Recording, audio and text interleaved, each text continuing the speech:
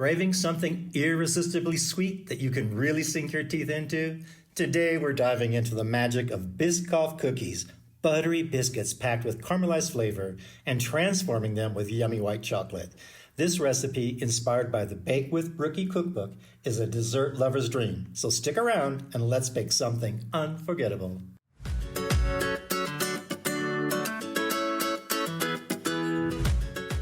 Welcome to the Mountaintop Kitchen. If you like big cookies, and I do mean big cookies, you're going to love these Biscoff cookies from the Bake with Brookie book. These cookies are 150 grams each dough weight. So, excuse me while I do a little bit of decoration. These are fresh out of the oven. They've cooled off. I'm just going to put a dollop of Biscoff spread there and a nice Biscoff cookie on top. There you go. Isn't that lovely? These cookies are so delicious. And today we're going to bake these cookies here in the Mountaintop Kitchen. So stick with us because you don't want to miss this session of the Mountaintop Kitchen. Hi, I'm Stone and let's bake. Ingredients. For the sweeteners, 180 grams of light brown sugar for rich caramel flavor, 80 grams of granulated sugar to balance it all out. You'll need 1 large egg at room temperature to bring the dough together. For richness, there's 200 grams of unsalted butter softened to room temperature for that perfect cookie texture. Dry ingredients, you have 250 grams of self-raising flour and 200 grams of plain flour. And 1 teaspoon of baking powder for that just right lift and structure, and a pinch of salt. And now for the mix-ins. We've got 100 grams of crushed Biscoff biscuits for crunch. And aside from that, for some good sweetness and creaminess, we have 200 grams of white chocolate chips. Now, the star of the show is the Biscoff spread, 160 grams to make those molten centers. Okay, here's a quick tip. Chilling Biscoff spread in the fridge for about 15 minutes makes it much easier to handle. I didn't do that here. Once it's firm, scoop it into 20-gram portions and roll them into 8 to 10 small balls.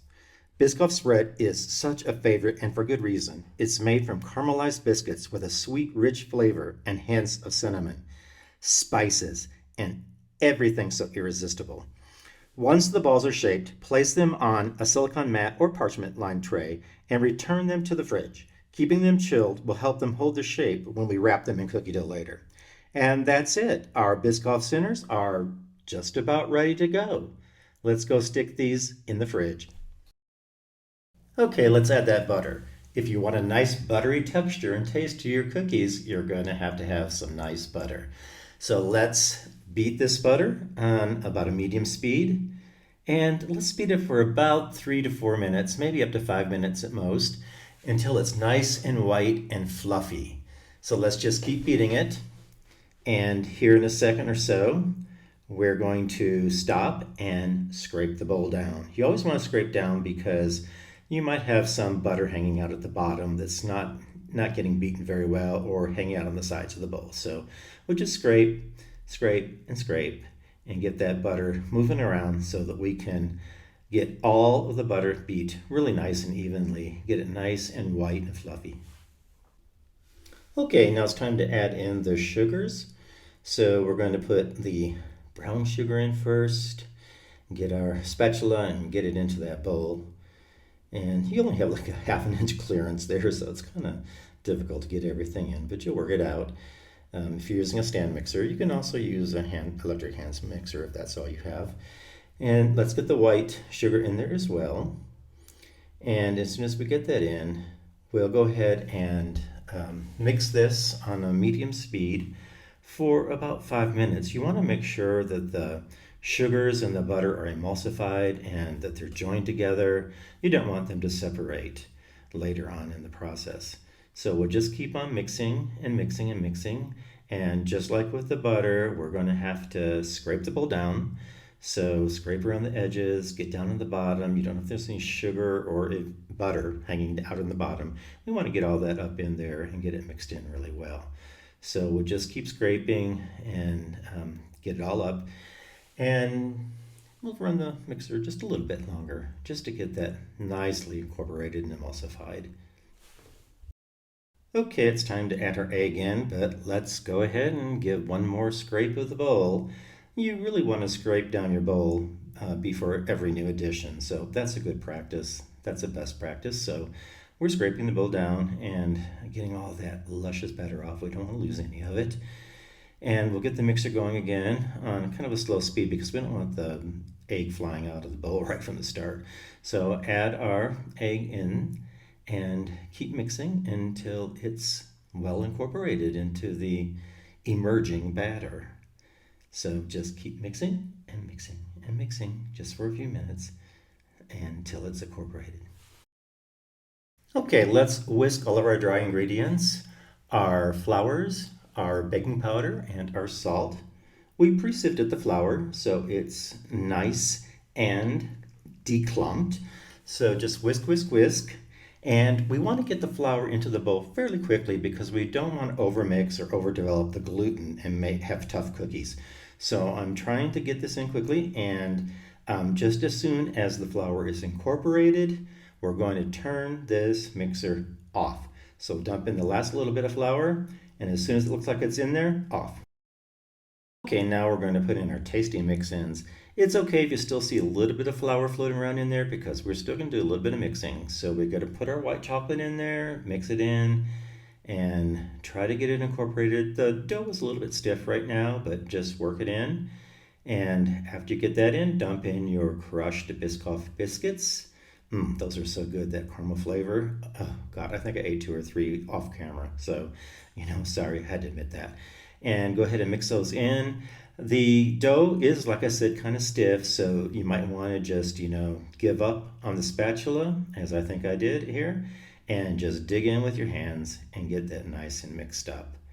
And once it is, we'll move on. Okay, it's time to form our dough balls. We're going to weigh out 130 grams of dough for each cookie. Now, these are big cookies, as previously mentioned. So, you can only eat one of these really. So one goes a long way. So we have 130 grams of dough, and we're going to shape this dough as kind of almost like a shortbread dough. It feels like that. And we're going to use our thumbs to press down in the center and to form sort of a dough nest. And then we're going to take one of our nice Biscoff centers that we had removed out of the refrigerator, and we're going to put it in the center of that nest, almost like a little bird's egg in its nest, and then enclose the dough around that. With that center now, your cookie dough weight is 150 grams. As I said, big cookies. You don't really need to compress it too much. You want it to keep that kind of natural, irregular shape. It doesn't have to be perfectly round. It doesn't have to be perfectly smooth. It's going to be an artisan cookie. So we want it to look that way. We don't want it to look factory made. So let's do another one. Put our center in there and enclose the dough around it and get it onto our parchment lined cookie sheet. And we're going to continue doing this. We have enough dough to do about 8 or 9 of these. I believe we did 9. But as soon as we get them all done, we're going to get one more out here. Get that dough out and weigh it, 130 grams again. Form our little bird's nest with our thumbs by pressing down into the center of the dough and getting our little Biscoff bird's egg, if you will, into the nest. And then push the dough around it, get it onto the tray, and then we're going to take these off to the refrigerator to chill a little bit before we bake them. So let's get these chilled and baked.